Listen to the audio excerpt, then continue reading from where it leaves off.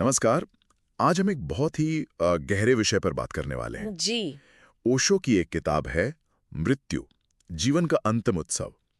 तो आज हम उसी के कुछ विचारों को समझने की कोशिश करेंगे। हाँ, ये किताब वाकई सोच बदलने वाली है। बिल्कुल। इसका जो मूल आइडिया है कि मृत्यु को दुखद अंत नहीं, बल्कि एक उत्सव, एक तरह का परिवर्तन या मुक्ति देखना। जी। तो हमारा मकसद यही है कि ओशो के इन विचारों को टटोलें, समझें कि कैसे मृत्यु को देखने का नजरिया बदलकर जिंदगी को शायद और बेहतर जिया जा सकता है। एक दिलचस्प सफर होने वाला है ये। हाँ, तो चलिए शुरू करते हैं।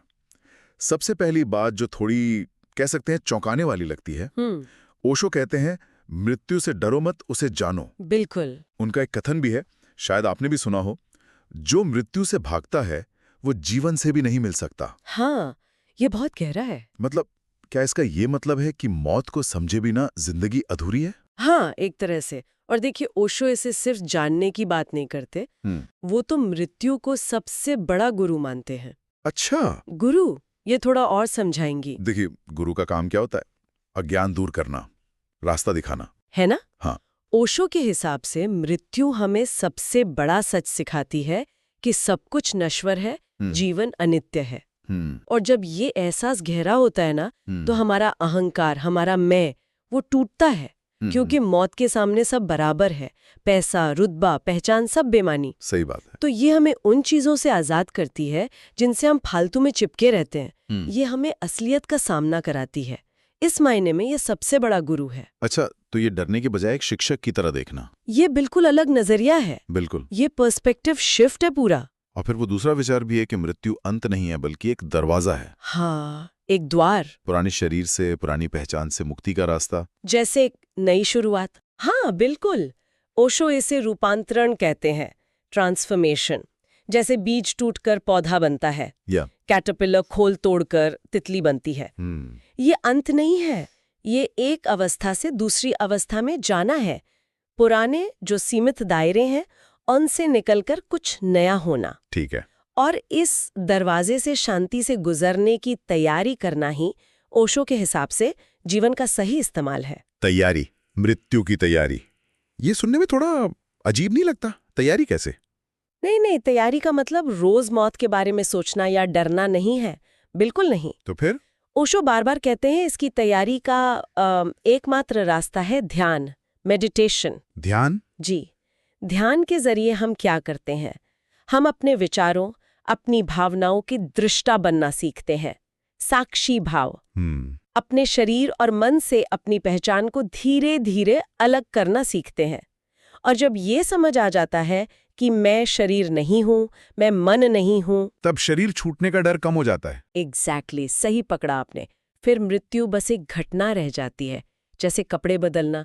उससे डरने की जरूरत नहीं रहती। यानी ध्यान हमें उस चेतना से जोड़ता है जो इस शरीर के आने जाने से, जन्म मृत्यु से परे है। बिल्कुल, वही शाश्वत तत्व।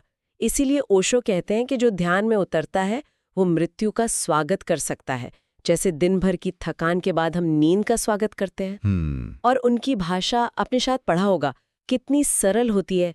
कहानियों, दृष्टांतों से समझाते हैं, जैसे वो कोई फलसफी बात नहीं, बल्कि जीने का एक प्रैक्टिकल तरीका बता रहे हो। हाँ, वो तो है। उनकी बातें सीधी दिल तक पहुंचती हैं।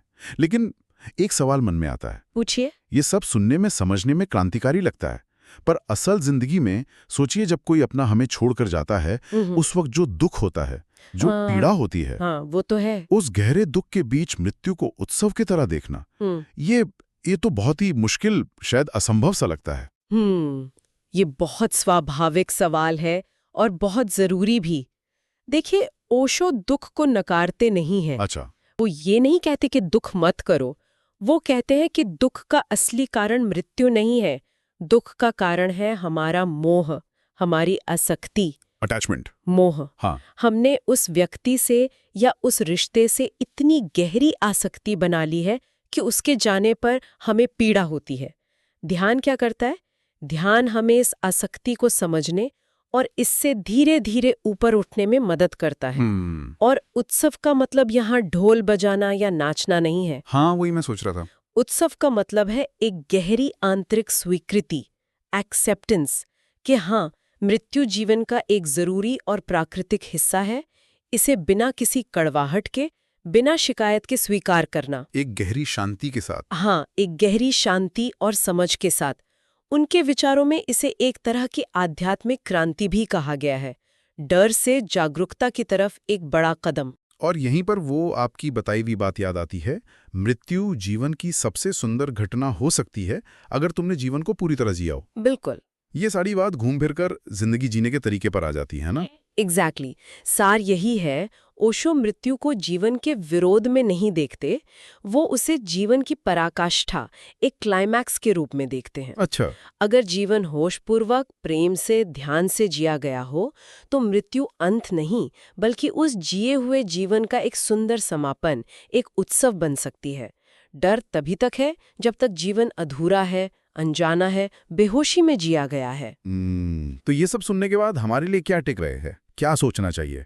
मेरे ख्याल से सबसे बड़ी बात यही है कि मृत्यु के प्रति अपना नजरिया बदलें। हाँ, शायद सोचने वाली बात यह है कि अगर हम मृत्यु को डर से नहीं बल्कि जागरूकता से देखने की कोशिश करें तो क्या ये हमारे हर दिन के जीने के अनुभव को बदल सकता है?